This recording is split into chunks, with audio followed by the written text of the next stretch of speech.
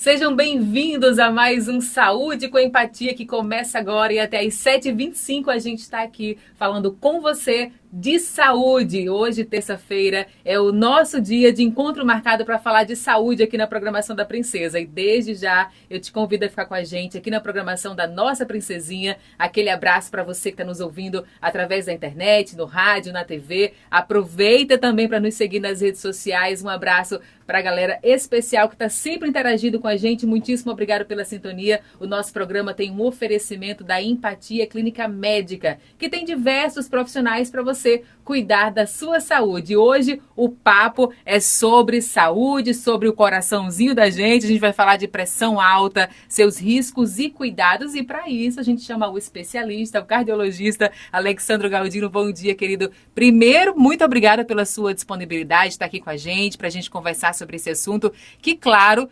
muito importante e a galera precisa saber cada vez mais como cuidar do seu coração. Bom dia. Bom dia, Alkênia. Tantos encontros já virtuais e agora presencialmente, né?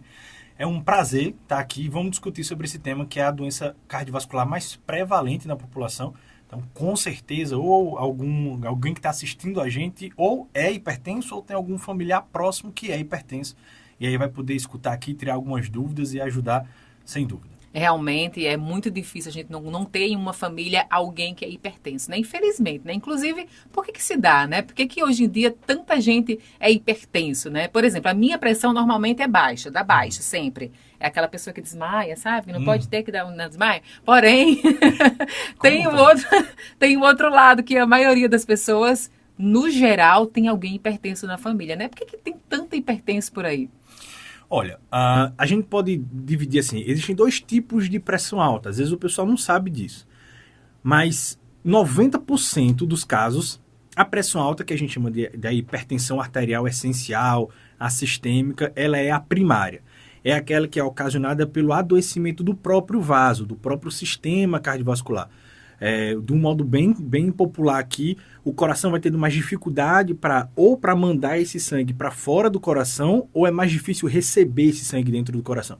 Porque o sistema cardiovascular está doente, ele está enrijecido, ele está mais duro. 90% dos casos vai ser isso. Em 10% dos casos, o problema não está no sistema cardiovascular em si.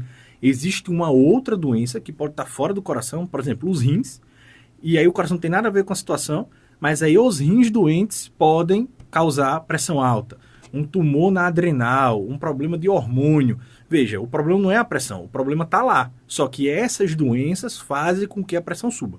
Mas isso é exceção, é só 10%. Na maioria das vezes vai ser pelo adoecimento do sistema cardiovascular. E como temos visto cada vez mais fatores de risco para o adoecimento do sistema cardiovascular, a gente tem visto cada vez mais pacientes hipertensos. Chega a ser 1/3 da população tendo hipertensão arterial. Então, veja, a cada 3 pessoas que você conhece, uma seria hipertensa. Então, e isso acometendo várias idades, né? Isso mesmo. E aí a gente tem todo esse... É isso que eu ia comentar, que antigamente, inclusive a gente já até comentou isso em um dos nossos programas, que antigamente a gente se preocupava muito com os nossos idosos com relação a isso, né? A gente pensava muito, meu avô, minha avó, minha mãe, quando chegava aos 60 anos, era uma preocupação quase que de todas as pessoas com a hipertensão na idade mais, né, nos idosos. Hoje em dia não mais, né? Tem pessoas com 30, 40 anos que já fazem medicação contínua para hipertensão. Uhum. Por exemplo, eu mesmo tenho um amigo de infância hipertenso aos 30, 31 anos. Veja, extremamente jovem e já hipertenso. Por quê? Hábitos de vida que ele acumulou nesses 30 anos que levaram a adoecimento precoce do sistema cardiovascular. A gente sempre liga o alerta quando a gente dá o diagnóstico de hipertensão antes dos 30 anos. Aí aumenta a chance de ser alguma daquelas doenças que eu falei, que a doença não é a pressão em si. A doença está em outro sistema e que isso pode afetar a pressão do paciente. E aí você teria que tratar a doença e não só a pressão. A pressão é como se fosse a fumaça, o fogo é outra doença, nesse caso. Agora, quando o diagnóstico de hipertensão é dado entre os 30 e os 60 anos, aí é como se fosse a idade mais comum de acontecer. O negócio é que dentro desse comum, a gente via acontecer mais aos 40, 50, e agora está cada vez mais acontecendo dentro da casa dos 30 anos, pacientes que hoje são jovens. Parece que a cada geração as pessoas vão adoecendo mais rápido, né? Porque falando no popular, as pessoas sempre falam assim, mas a minha avó comia tudo, e aí era saudável até os 80, e aí a gente começa a ter essa percepção, né, assim, meio que empiricamente, que as pessoas, as gerações acabam adoecendo mais cedo, né? Eu não sei se cientificamente tem alguma explicação para isso, mas uma das coisas que as pessoas sempre falam com relação à hipertensão é que é uma doença silenciosa, né? Um assassino silencioso. Porém, eu até quero tirar uma dúvida com você. Porque, por exemplo, como eu falei, a minha pressão, normalmente, ela baixa. Eu não sinto nada, eu simplesmente apago. E aí, então não seria, não seria a pressão baixa o silencioso ou a pressão alta? É o contrário. Esse apelido da hipertensão arterial, da pressão alta, ele tem esse apelido por quê? Porque ele vai causando lesão aos órgãos-alvo sem causar sintoma algum. Então, a pessoa está com pressão de 16, de 17... e não sente nada. Quando ela vai perceber daqui a 10 anos, com essa pressão nesse ritmo, sem controlar, aí o rim está paralisando, está entrando em diálise, está perdendo a visão, está ficando cego, está desenvolvendo uma insuficiência cardíaca por causa da pressão alta, mas isso já são as consequências. Veja, ela já matou o seu órgão, mas esse tempo todo ela fez isso de forma silenciosa. Já a hipotensão é o contrário. Ela não traz tanto malefício direto, mas ela é extremamente sintomática. Para um paciente que já tem a pressão um pouquinho mais baixa, qualquer desidratação que essa pessoa tenha, um dia mais quente sem beber água, é o suficiente para ela passar mal. Desse jeito. Para ela desmaiar, porque falta sangue para a cabeça e ela desmaia. A consequência não é no longo prazo, a consequência vem no curto prazo. E aí a pessoa já procura logo ajuda. Por isso que ela não é silenciosa, é alarmenta. Silenciosa é a pressão alta, que ela fica caladinha. Mas isso aí é o mais comum. Minha pressão... ela, quando tá alta, eu sinto dor de cabeça. Isso é um dos maiores mitos que tem. Mas as pessoas sempre falam isso, né? Um dos maiores mitos que tem. Na verdade, o que está acontecendo Inclusive, tem gente que diz assim, eu conheço a dor de cabeça da pressão alta. Não. Minha mãe diz isso. Não. A dor de cabeça, ela é um fator para descompensar a pressão do paciente. Na verdade, qualquer dor, por exemplo, eu dou esse exemplo no consultório. Se eu vim aqui e fizer um corte na minha mão, a minha pressão vai disparar por causa da dor. Mas eu não digo que pressão alta dá corte na mão. Mas eu digo que pressão alta dá dor de cabeça. Entendi. Porque a situação é a mesma. O estímulo de dor é um mecanismo de alarme no nosso corpo que aumenta a aceleração do coração, dilata a nossa pupila, deixa a gente alerta. E uma das coisas é subir a pressão. Pressão alta pode dar dor de cabeça? Pode. Mas é uma situação bem específica, bem mais crítica, chamada de encefalopatia hipertensiva. Geralmente vem associado a outros sintomas. É uma dor de cabeça muito forte. A pessoa começa a ver coisas, assim, estrelinhas brilhando, começa a desorientar sem saber onde é que está, sem reconhecer as pessoas. São níveis de pressão geralmente extremamente elevados, maior que 18, 19, 20, para a pessoa ter isso. E não é obrigatório também. Eu já atendi uma paciente que o aparelhozinho de pressão ele só vai até 300, né, que seria o 30. A pressão estava maior que aquilo, porque não parava, e a paciente sentia nada. A paciente conversando comigo, ela foi por outro motivo, se constar, não foi nem pela pressão. E a pressão estava maior do que 30, ela sem sentir nada. Realmente então, é silencioso, né? Exatamente. Cada paciente tem o seu limiar para desenvolver os sintomas, mas quando a dor de cabeça está sendo causada diretamente pela pressão alta, geralmente vem associado a outros quadros mais floridos, além de só dor de cabeça. Então não tem, assim, um sintoma que seja da hipertensão, né? Não, as pessoas associam a pressão à dor de cabeça e tal, mas não é. Não. Tem que tratar a dor de cabeça e descobrir por que você está com dor de cabeça, não é por causa da pressão. É tanto que façam esse exercício, assim. Tô com dor de cabeça, aí acho que é por causa da minha pressão. Afira a pressão, aí a pressão tá 15, vamos dar um exemplo, que é uma pressão alta. Ao invés de tomar um remédio para pressão, como às vezes a gente vê acontecer na UPA, ao invés de tomar um remédio para pressão, toma para dor de cabeça. Espera a dor de cabeça passar e mede de novo a pressão. Menino, mas aí esse tempo dessa dor de cabeça passar, a pressão aumentando assim, não é ruim, não? Veja, se o paciente estiver tendo outros sintomas, além da dor de cabeça... Agora eu fiquei preocupado. Além da dor de cabeça, urgência. Tem que ir para urgência porque de qualquer forma tem que ir para urgência. É uma emergência médica, a encefalopatia hipertensiva. O paciente vai para UTI, ele vai usar a medicação na veia para baixar a pressão. Esses picos de pressão, quando passa de 18 e o paciente não está sentindo nada, é uma urgência hipertensiva. Ele vai precisar ir na urgência, vai precisar tomar o comprimido, mas, veja, ele não está tendo nenhuma lesão de órgão, que é isso que causa a emergência médica, que aí precisaria internar em UTI, etc. Então, na maioria das vezes, essa dor de cabeça que sobe um pouquinho a pressão é o contrário. É a dor de cabeça que está subindo a pressão. Toma um remédio para dor de cabeça ou para dor, para cólica, espera um pouquinho e mede de novo, você vai ver que a pressão vai ter baixado, porque saiu o estímulo que estava fazendo ela subir. Então, já que a gente não sabe disso, né? A gente não sabe, né? Como? Agora, níveis de pressão que passaram de 18 é urgência. Então, já que a gente não tem esses sinais, né, que a gente possa se antecipar a essa hipertensão, quais são os fatores de risco, né? Vamos falar dos fatores de risco para que as pessoas possam entender e aí sim se antecipar à hipertensão e não ter problemas mais graves. Boa. Essa é boa, Alquine, porque veja, a pressão arterial ela é tão maligna, né? Ela é tão assassina silenciosa que ela não só é uma doença do sistema cardiovascular, como ela é fator de risco para outras doenças do sistema cardiovascular. Então, por exemplo, o paciente ele tem histórico familiar, que é um fator de risco, tem obesidade, se alimenta mal e é sedentário. Todos são fatores de risco para hipertensão. Ou seja, o combo perfeito, exatamente. Né? Quando esse paciente desenvolve hipertensão, agora, além de todos esses, ele tem mais um fator de risco, que é a hipertensão, para desenvolver uma doença do sistema cardiovascular. Grande exemplo, AVC. O principal fator de risco associado ao AVC é a pressão alta. Então, veja, tudo que eu falei é fator de risco para o AVC também. Mas agora, quando você soma a hipertensão, que foi desenvolvida por esses fatores de risco, ela dá um combo e aumenta muito o risco de você desenvolver essas doenças. Então, a pressão alta, uma vez que ela é doença, ela também é fator de risco. E para desenvolver hipertensão arterial, então, recapitulando, má alimentação, alimentação rica em sal, excesso de álcool, tabagismo, sedentarismo, obesidade, eu já falei, mas vou falar pela importância. Obesidade. Pode falar de novo, pode falar. Extremamente relacionado à hipertensão. Eu faço o teste ergométrico, né, que é o exame da esteira também. E aí, vez por outra, a gente vê paciente que está na fila para cirurgia bariátrica, paciente jovem, já hipertenso. E esse daí é que pode estar naqueles 10% que eu falei. Extremamente jovem, extremamente obeso, 120, 130 quilos, com IMC acima de 40 e hipertenso. Provavelmente, o sistema cardiovascular dele talvez nem esteja tão doente. Seja a obesidade que está alterando a pressão dele.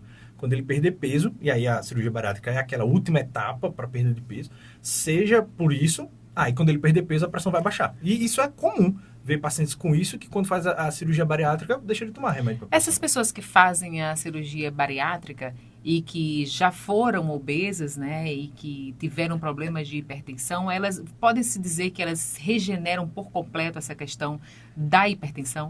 Não, isso é um assunto polêmico, ok, né? Demais. Desculpa. Porque, não, porque você vai ver, as pessoas que defendem a cirurgia bariátrica como a solução dos problemas do paciente, aí eu sou um pouco contra. Para mim, ela é uma ferramenta, veja, para mim, ela é uma das ferramentas que a gente deixa ali na manga para quando o paciente não conseguiu, de alguma forma, reverter os processos. Mas veja, eu estava conversando com uma profissional de saúde, inclusive, recentemente, com compulsão alimentar, e que queria fazer a cirurgia bariátrica porque já disseram a ela que ela conhece pessoas que fez bariátrica e resolveu. Veja, não vai resolver. Não vai. Porque o problema dela não tá na compulsão alimentar. Ela vai fazer a cirurgia, ela vai emagrecer. Se não tratar a compulsão alimentar, vai ganhar peso de novo e agora com o organismo modificado pela cirurgia. Entendeu? Então, podendo sofrer, passar mal, etc. Então, quando você pega um cirurgião que indica muito bem a cirurgia, perfeito. Porque você sabe que ele já tentou as outras estratégias, o paciente não conseguiu.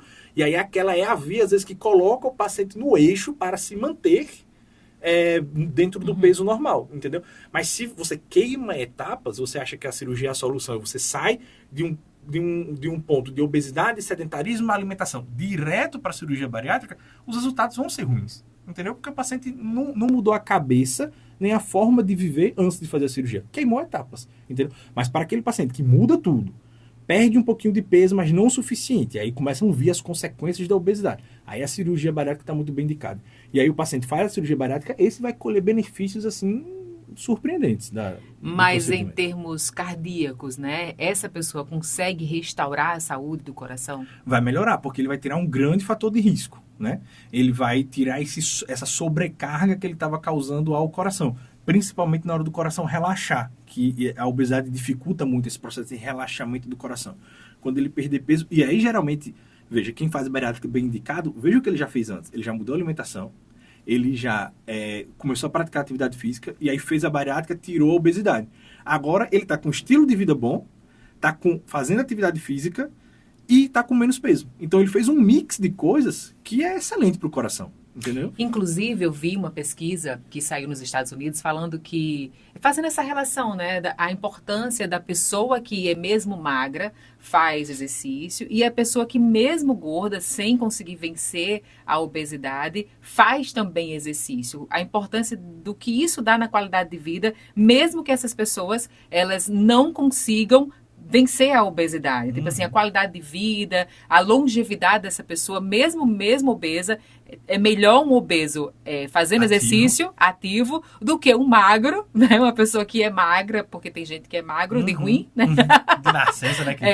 Existem essas espécies, não é, gente? Metabolismo acelerado, né? Existem essas pessoas que são magras, mas se elas também não forem ativas, elas também não vão ter qualidade de vida, né? Geralmente, quando o paciente infarta, ele me pergunta assim, doutor, por que eu infartei? Não é um fator isolado, é uma soma. Ah, mas eu infartei, mas eu não era obeso. Mas você se alimentava mal, você era sedentário, você fumava. Aí o outro fala, mas eu fazia atividade física, mas você era obeso, você se alimentava mal, apesar de fazer atividade física, mas fumava. Veja, não adianta você fazer é uma soma, é um pilar. Se eu boto uma casa em pé e eu tiro um pilar, eu prejudico a estrutura dessa casa. Ela pode cair, mesmo tendo os outros pilares, entendeu? Então, e aí a importância da gente falar também dos exercícios físicos para a manutenção, né, da saúde do coração e também para esse cuidado com hipertensão arterial. Isso é um dos pilares do tratamento. Então, não é só o remédio.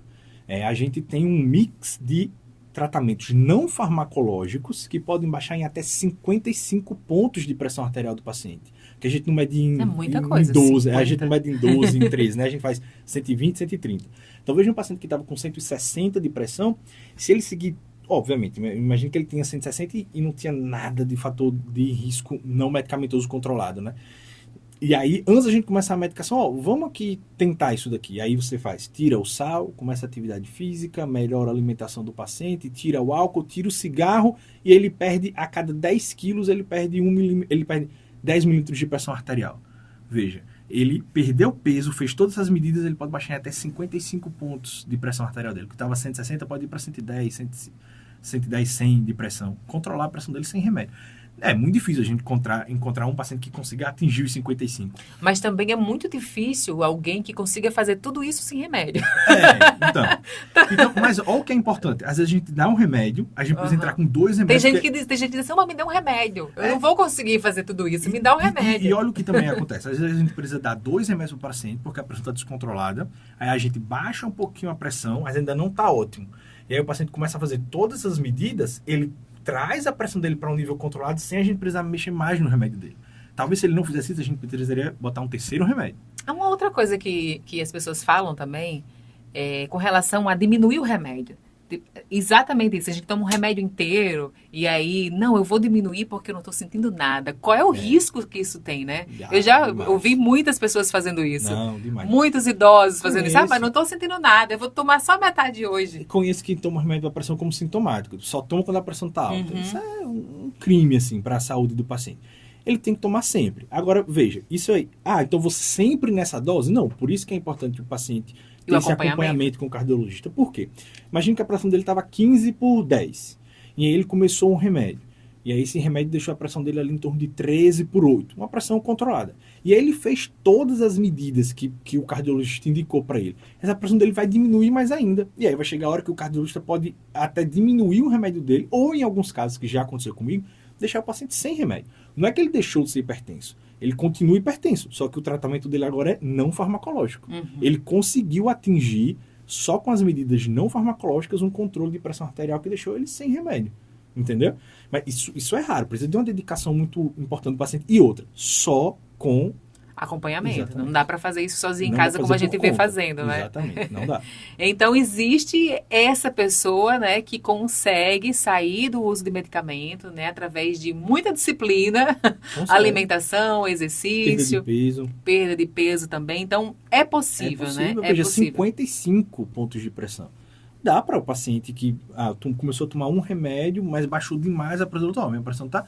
Aí a gente investiga, faz os exames. Realmente a gente faz um monitoramento de sua pressão aqui, mediu sua pressão 80 vezes, 70 vezes a sua pressão está bem baixinha, vamos tentar tirar e ver como é que fica a sua pressão, já que você cumpriu tão à risca o tratamento não farmacológico.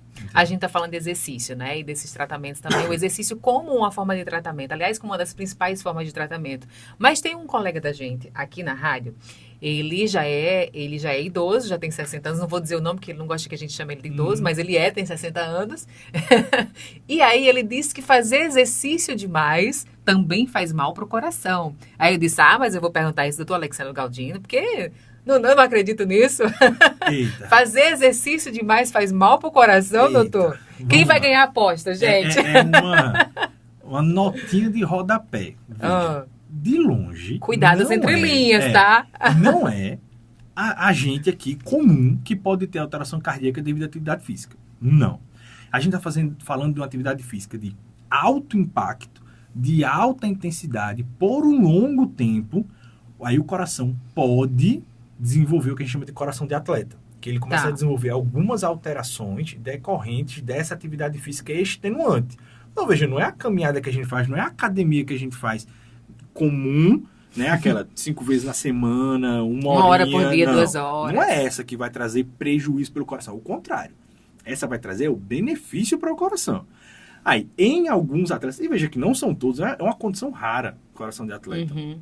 Aí tem pessoas que podem desenvolver alterações no coração devido à atividade física. É verdade. Agora, é uma coisa rara, e não é o exercício que ele está pensando. Uhum. É uma atividade física, de novo, alto impacto, alta intensidade e por um longo tempo. Existe, por exemplo, um dos argumentos dele é que, como ele não fez nada até agora, é melhor não mexer. Não.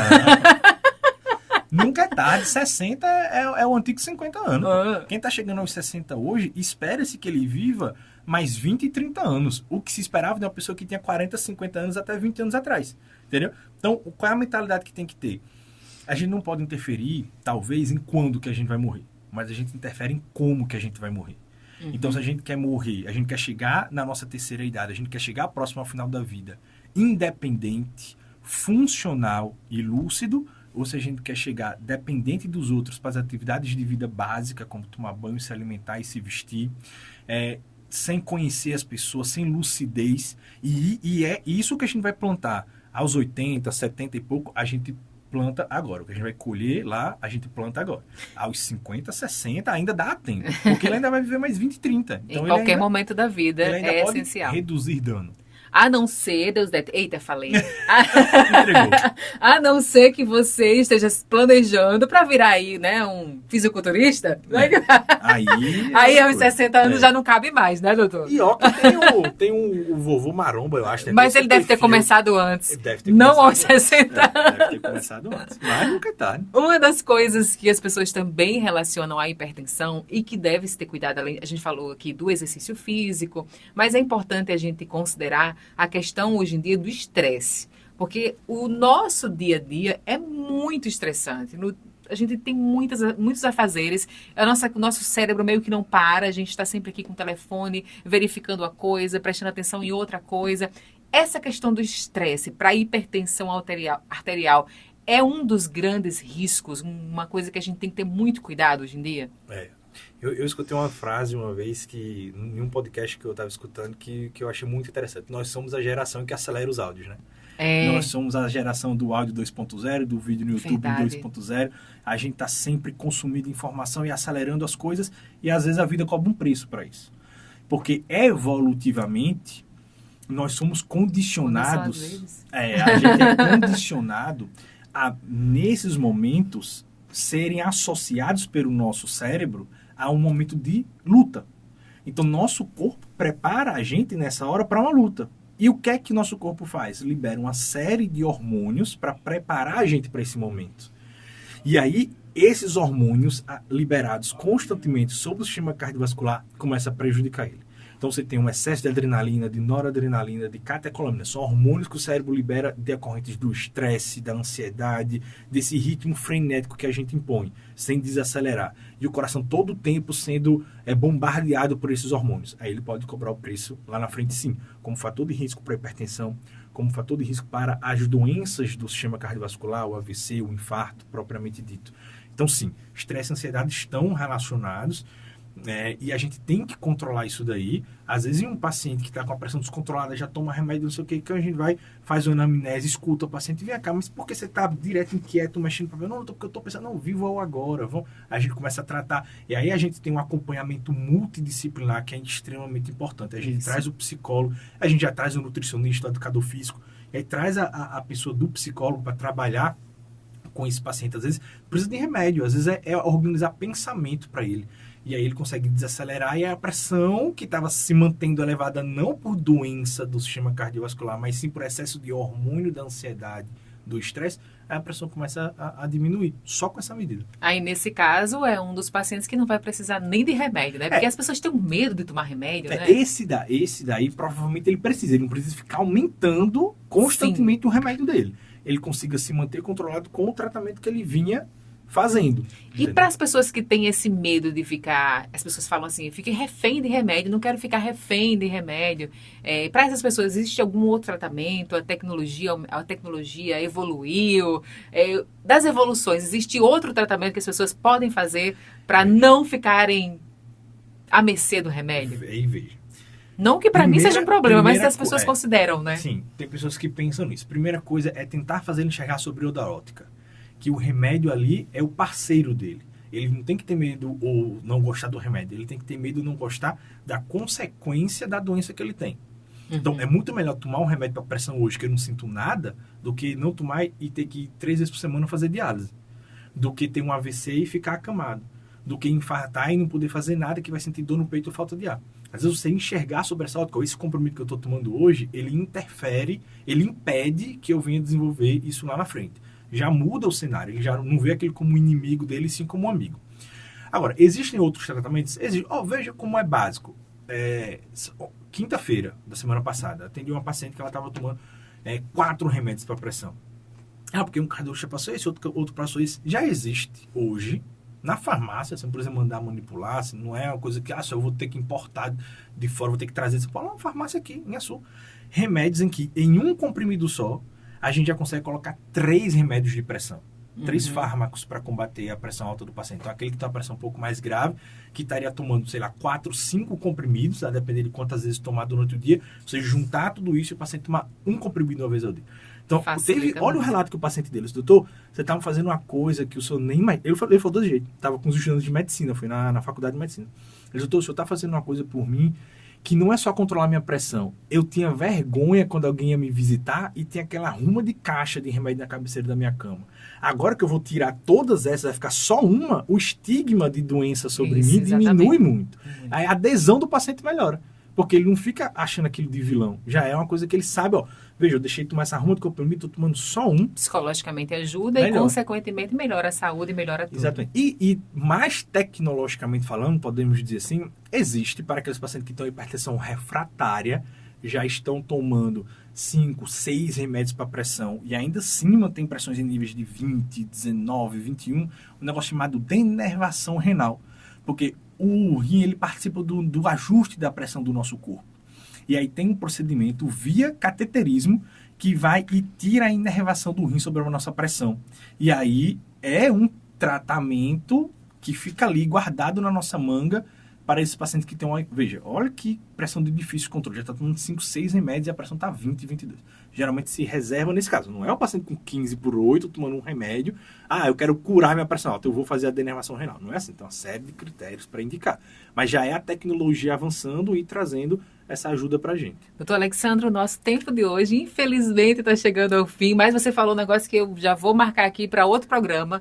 Falar sobre cateterismo, porque é uma coisa que dá muito medo, as pessoas têm um mito muito grande em cima do cateterismo, tem muito medo desse cateterismo, e aí depois a gente vai falar sobre isso, Boa. Tá? Não dá para puxar hoje mais. Tá muito obrigada pela sua participação no nosso programa de hoje. Para vocês que fiquem todos com Deus, continuem na programação da Nossa Princesa. Na próxima terça-feira, nós temos mais um encontro marcado para falarmos de saúde aqui no nosso Saúde com Empatia. Aliás, se você quer falar de saúde, ouvir sobre saúde e cuidar da sua saúde, marque sua consulta na Empatia Clínica Médica. O telefone para você ligar e agendar sua consulta é 996976284. Agende sua consulta e até terça-feira em mais um Saúde com Empatia.